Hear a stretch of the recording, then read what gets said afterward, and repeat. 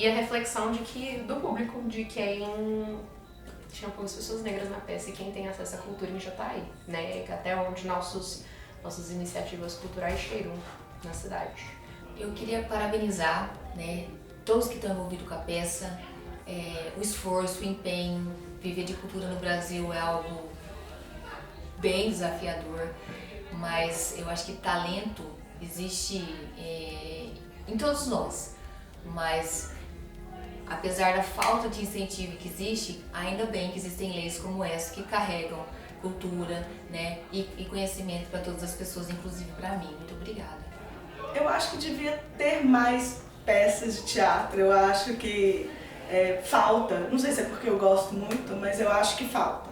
Falta a gente ver mais coisas, não só com temas tão polêmicos quanto esse, mas mais peças, mais teatro, mais coisas que a gente tem acesso com mais facilidade. Não, só parabenizar, que foi sensacional mesmo, foi muito marcante, tanto o ator muito expressivo, né? E tudo, o contexto todo geral que colocaram a gente aqui de baixo e tentaram mostrar pra gente como é que era o ambiente, tudo do momento da Medéia, né? Então, assim, é muito marcante, muito forte e, tipo, pra gente tentar processar. Eu acho que eu nem processei ainda. Vou levar um tempo pra processar isso tudo, pra poder contextualizar na minha própria cabeça o que aconteceu aqui. Só que a UFG continue com esse trabalho, que possa expandir não só aqui dentro de Jataí, mas levar para vários outros lugares, porque tem muita gente que precisa assistir isso aí.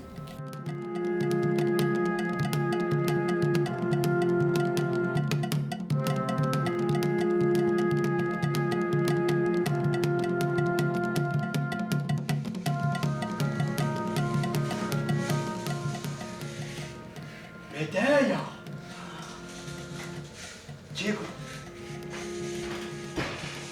Medéia? Meu nome? Medéia, para mim, é uma provocação, né? Para que as pessoas que assistindo o espetáculo, ou mesmo tendo a reverberação desse espetáculo, possam se posicionar, possam ter essa visão que a gente provoca no espetáculo, né, nas suas relações diárias com esses momentos históricos, tanto das questões da escravidão no Brasil, como dos resquícios desses momentos da escravidão nos dias atuais. Escravizada e preta. Na província de São Paulo. Escravizada e preta. Na Bahia de Todos os Santos. Escravizada e preta. No Rio de Janeiro. Escravizada e preta. Em Jataí.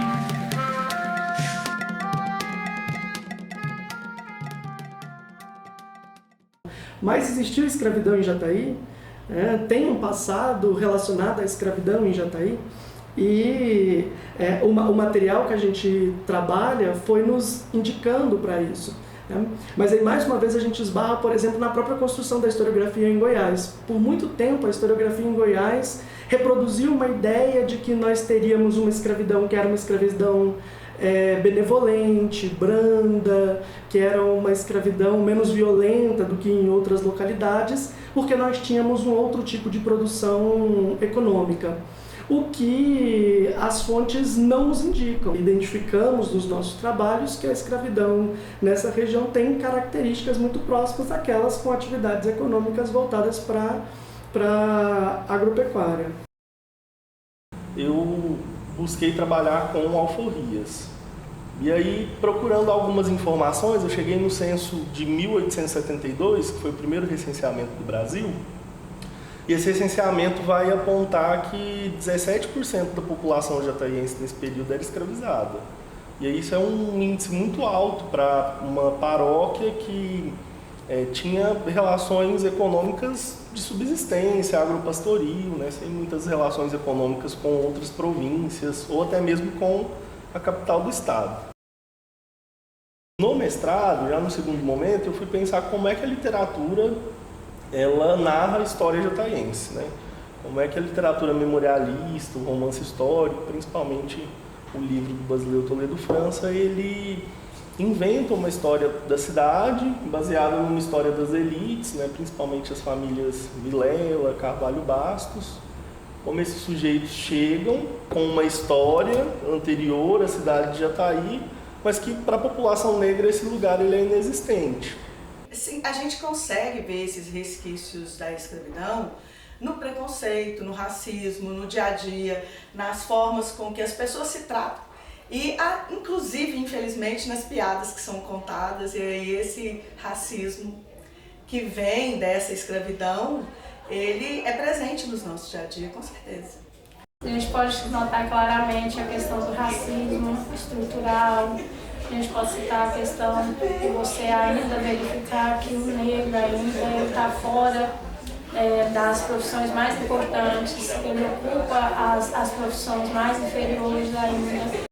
Racismo estrutural, assim, né, que acaba sendo não perceptível. As pessoas às vezes reproduzem falas e comportamentos racistas sem mesmo perceber, porque está no cotidiano. Em relação, vamos dizer assim, uma área bem importante, a área de emprego, né, por exemplo. Hoje você pode perceber que a pessoa que ela nasce da cor negra, as áreas de trabalho para ela não é das áreas mais elevadas, são das áreas mais baixas da sociedade. A forma que a pessoa te trata em relação a você fazer uma compra, ou até de você entrar no supermercado, a forma que a pessoa te olha. A gente ainda vê isso ainda. A maioria das mulheres que eu já vi trabalhando como empregada eram pessoas de cor mais escura. Raramente eu vejo mais claras. Mas nos cursos mais elitizados, como medicina, por exemplo, direito, você quase não acha aluno preto, né? Eu trabalho na universidade, né? Então, assim, uma coisa que eu noto é que você tem, dependendo do lugar que você está, seja um lugar de educação ou um lugar que tem pessoas com poder político ou poder aquisitivo maior, você tem geralmente pessoas mais brancas. Não é diferente de qualquer lugar do país, né? Somos todos herdeiros de um país escravocrata, né? Historicamente profundamente injusto. Além disso, Jataí ainda é uma cidade muito segregada, né? Os bairros, a diferença entre a estrutura da cidade na região central e nos bairros periféricos, ela é gritante. A circulação de pessoas em determinados espaços também. É preciso pensar que se eu vejo os lugares de memória, né, os lugares que eu frequento aqui para pensar a história da população negra, isso ainda é muito apagado. Se eu vejo os cartões postais, penso um lugar de referência para a cultura negra na cidade, hoje esse lugar não existe mais, né? O racismo meio que ele enraizado. As pessoas não vão chegar para você e vai te falar algo, mas você sente olhares, você sente quando você chega em lugares, se você estiver com pessoas brancas, assim, aquelas pessoas vão ser mais privilegiadas, vão ser atendidas mais rápido, vão ter uma atenção maior para elas. Eu sinto muito isso. E é isso que eu sinto aqui. E aí em quase todos os lugares, inclusive de pessoas, lugares que pessoas pretas são donas, que acontece isso também. Eles sempre privilegiam as pessoas brancas. Eu sinto muito isso aqui em Jataí. Eles nunca vão chegar e vão te falar, mas... E você só percebe isso quando você cria uma personalidade.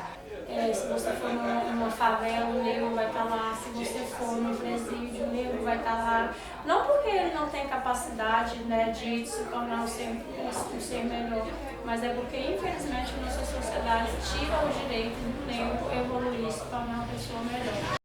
Aqui vai crescer, homem alto, crescer acima do teto baixo da mina d'ouro e vai dançar, aqui, vai dançar o Noxenayê e o Zumanudu.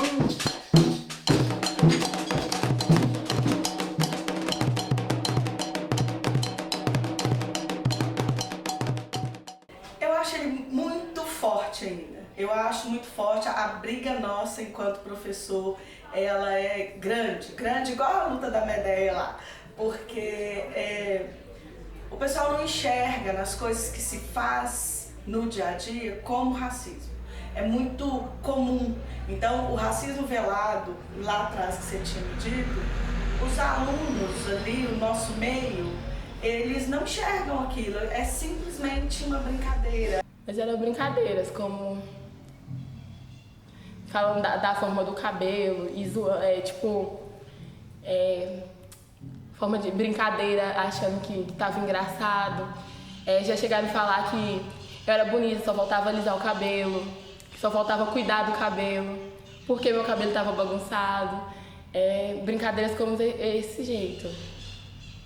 Eu mesma vivenciei, não faz muito tempo não, um pai de uma aluna dizendo pra mim, olha, tem um perigo aqui na escola. Eu falei, por quê?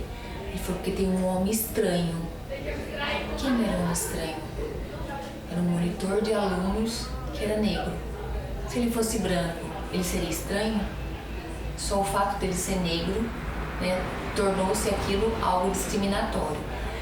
E eu fiquei muito chocada, sabe? Fiz questão de chamá-lo e apresentá-lo para o pai e dizer que ele era um trabalhador como eu naquela escola e que não havia nada de estranho com aquilo. Eu trabalhava como office boy no escritório de contabilidade, fazia serviço de banco, né? E por excelência um office boy carrega uma mochila.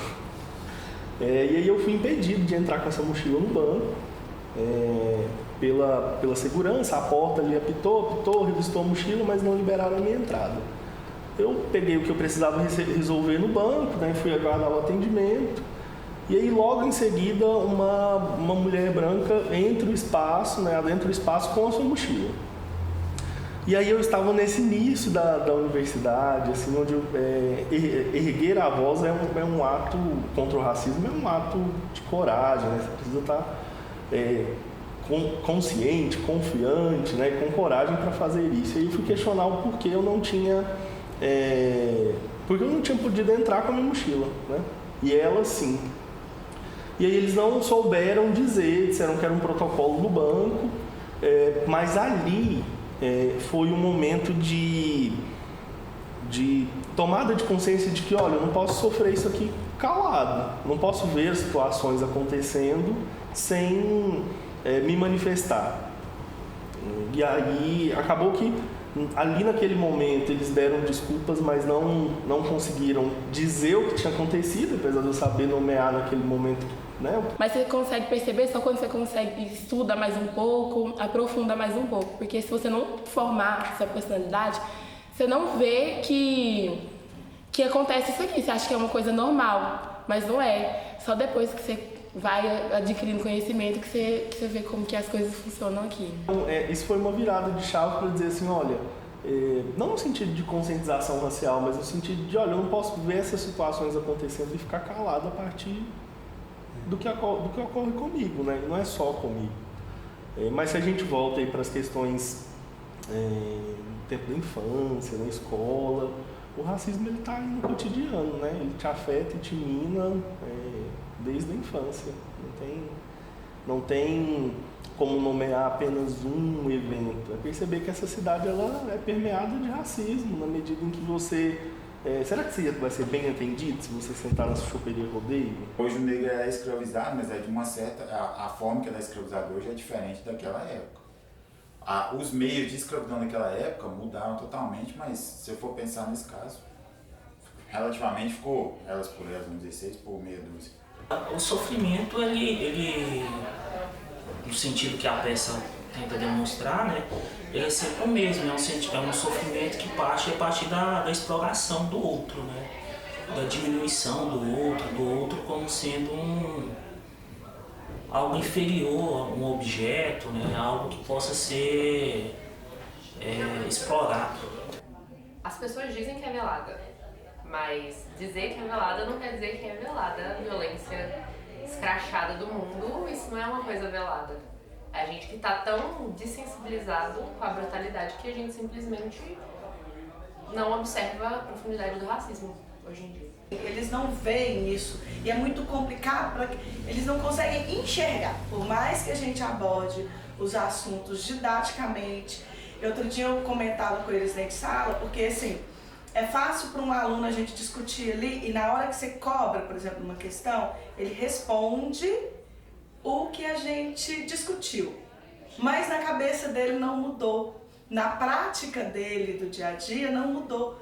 Então, a educação, por isso eu falo que a educação e a cultura é fundamental nisso, nesse sentido de melhorar. Eu acho que esse caminho é grande, esse caminho é de todo dia.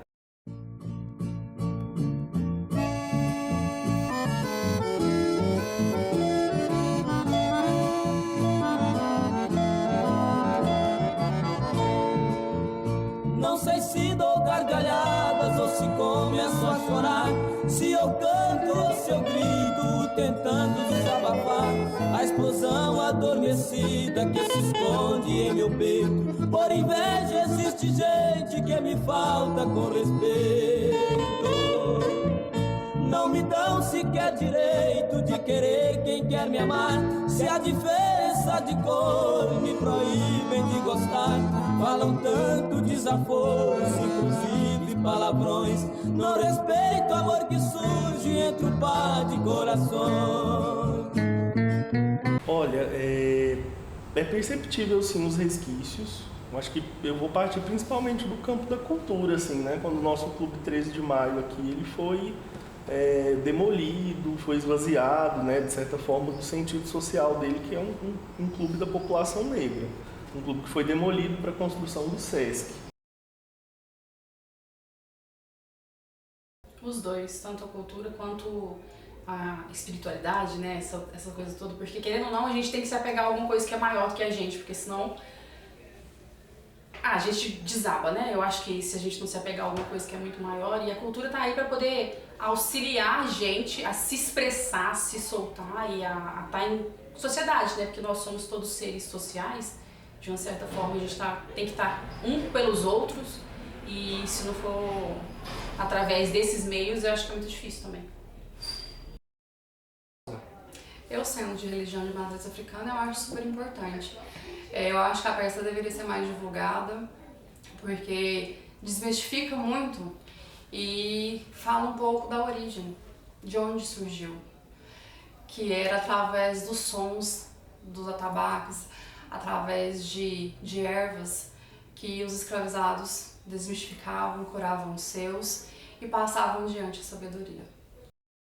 Hoje você dizer a palavra Umbanda, muita gente vê ela como uma forma de uma coisa mal, ruim, sei lá, mas não. Vendo a peça hoje, eu percebi que não é dessa forma. Inclusive, eu, como pai hoje, que eu sou pai de um menino negro, nordestino, vendo a peça e abrangindo mais, participando mais da cultura de hoje, dessa forma, eu posso até passar mais coisas para ele, e Deus de criança está mostrando para ele a realidade do jeito que foi dos nossos antecedentes. Com certeza. Porque a história, tipo, você... Tem uma autora que eu gosto muito que chama Gerda Lerner, e ela escreve, e ela tem um livro que chama A Criação do Patriarcado. E aí ela fala várias coisas, mas uma dessas coisas ela fala sobre como as mulheres elas são fragmentadas na sociedade patriarcal de hoje, porque a gente não tem a nossa noção de história coletiva para resistir. Então, tipo assim, no processo da escravidão, eles eram tirados até dos próprios nomes, então você tem uma história coletiva para resistir, tem uma cultura, algo para se pegar.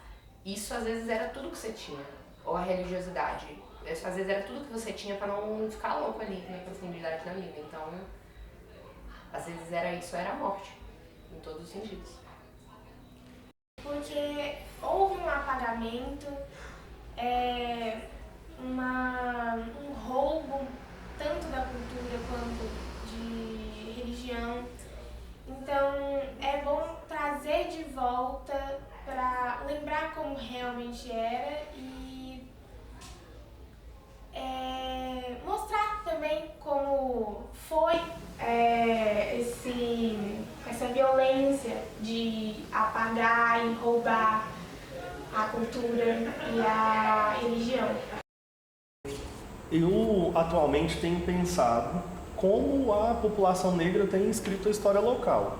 Porque se eu fico preso a espaços institucionais, às formas formais de narrar a história, a população negra não tem a autoria, não tem o espaço de autoria nesses lugares. Mas se eu vou para outras possibilidades, aí sim eu encontro. E aí, recentemente eu tenho trabalhado com a dupla Lindomar Rezende e João Batista. O Lindomar já fez sua passagem, mas João Batista ainda está vivo. Eu vou destacar aqui uma música deles que se chama Diferença de Cor.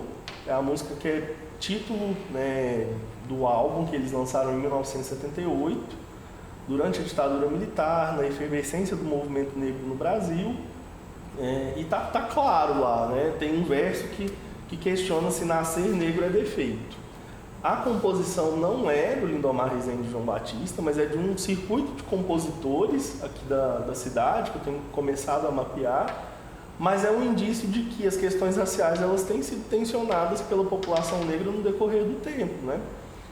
Na medida em que eu tenho uma classe que narra a história local de um ponto de vista racista e excludente da população negra, na medida em que eu avanço para outros campos, eu percebo que nós também narramos a história local, mas em quais espaços, com qual divulgação, né, qual é a potencialidade, como nós podemos potencializar essas narrativas.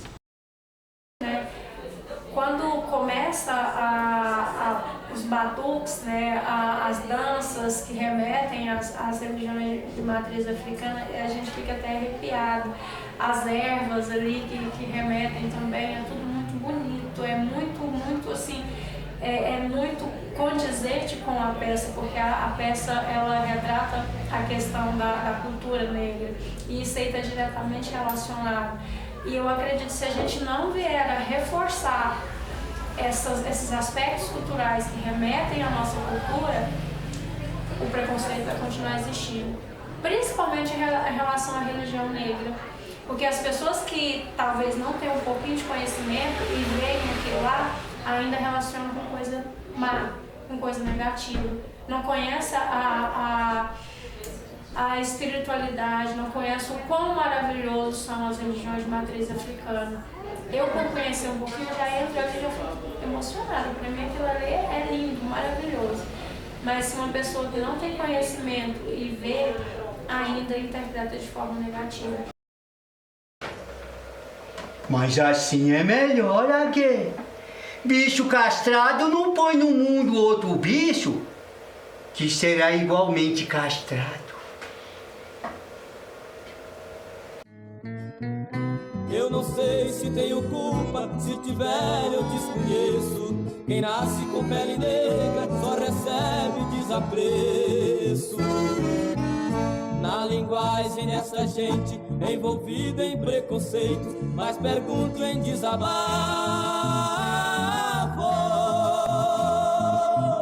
se nascer negro é defeito.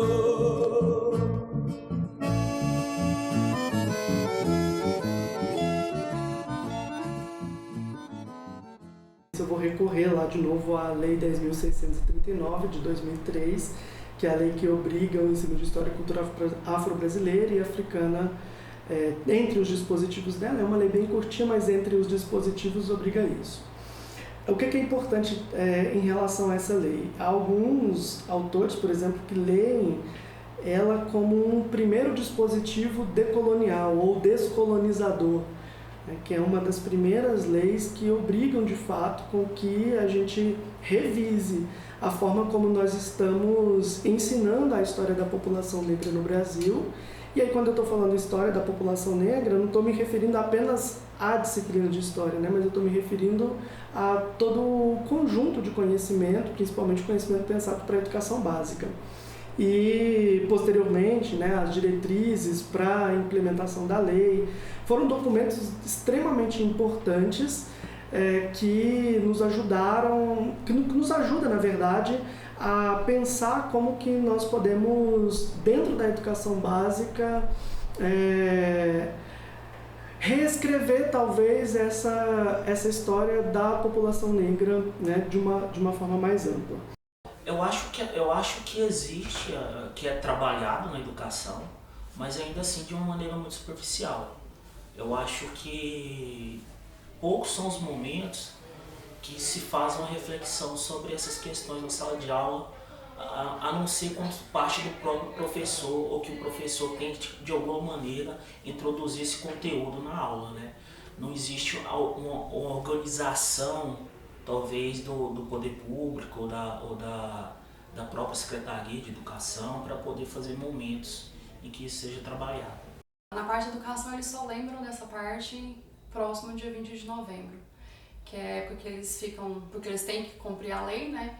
Que está na instituição, então eles só lembram dessa parte dos escravizados, dos negros, da população negra da cidade nessa época. Mas eu acho que deveria muito ser falado, porque se você for em escolas elitizadas, tanto particulares aqui em Jataí, quanto em escolas nas periferias, o racismo ainda está muito grande.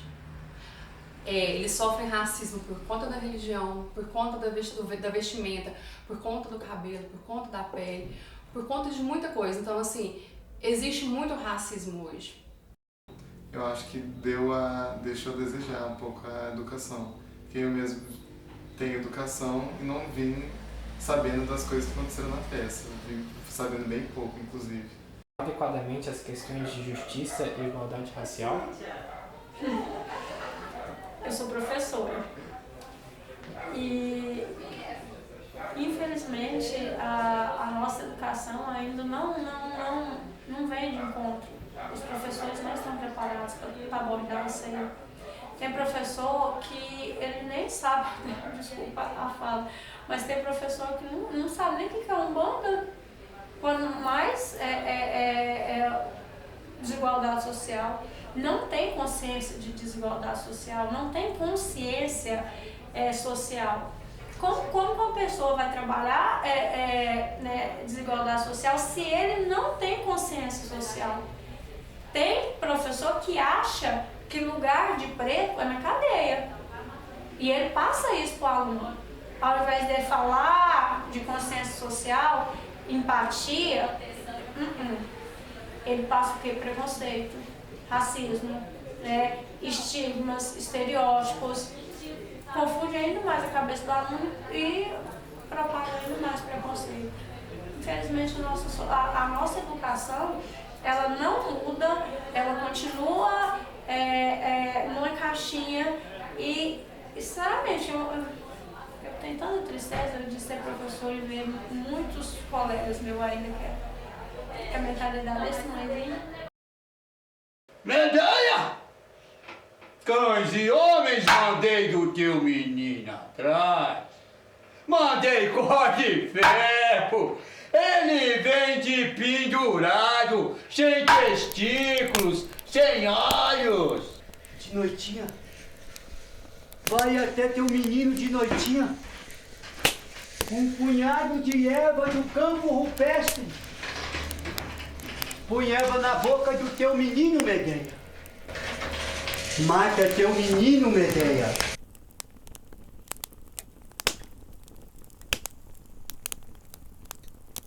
Eu já tive que dar notícias muito ruins para mães uma vez. E é um choro que ele não é igual a nenhum outro choro.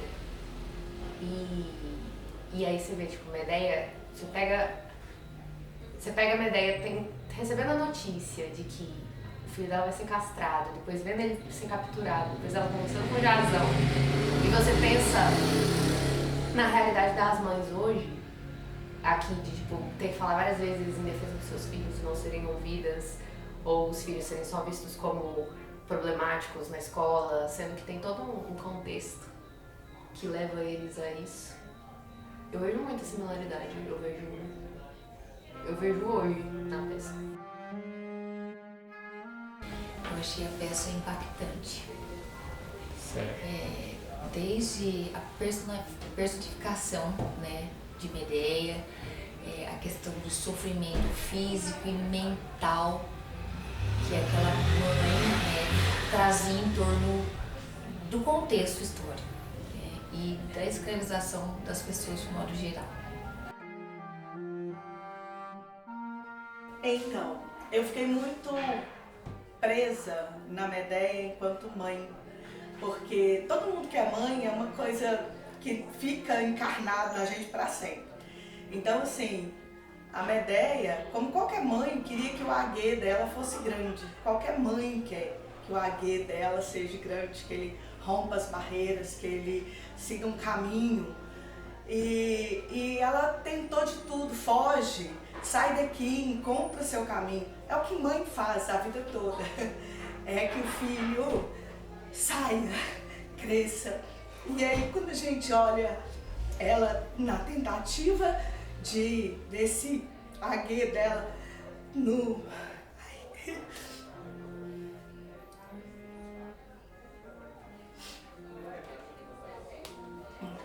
Pode ficar à vontade. Dele crescer, dele sair ali.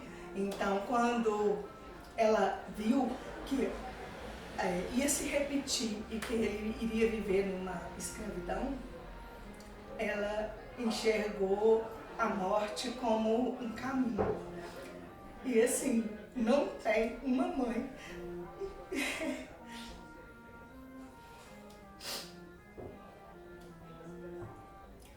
que não queira ver isso, queira ver o seu menino grande e livre. Então foi realmente a parte que me prendeu na questão de uma mãe que, de todas as mães, independente de ser um filho que mora na favela, que mora no morro, de ser um filho que mora nos melhores lugares, essa mãe quer isso. Então a Medéia, ela que no mito ela mata os filhos por outra situação, aqui ela mata o filho por uma questão de liberdade, por uma luta por liberdade, por querer ver esse filho livre. Então a Medéia é a representação de toda mãe. Com certeza, você não precisa nem parar muito para analisar. Você vê o tempo todo o sofrimento que ela teve ali, né, a vontade de sair daquela situação de opressão, voltar para a terra dela, que o tempo todo ela falando, né, passar para além mar, voltar para a terra dela, onde lá ela era feliz. E o sofrimento que ela teve de perder o filho, do trabalho constante. E se a gente for pensar hoje, é a mesma, o sofrimento da mulher negra, a questão de abandonar os filhos, a questão, né, de estar à frente da família, muitas vezes abandonado pelo marido. Você vê a questão da desigualdade social. Então, é tudo. Todas as situações ali, o contexto histórico da nossa sociedade, né, está presente em todos os momentos lá. E o que está lá é o que reflete a nossa sociedade hoje.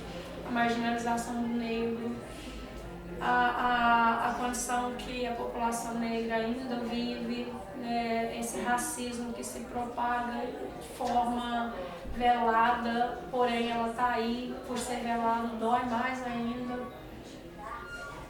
É isso.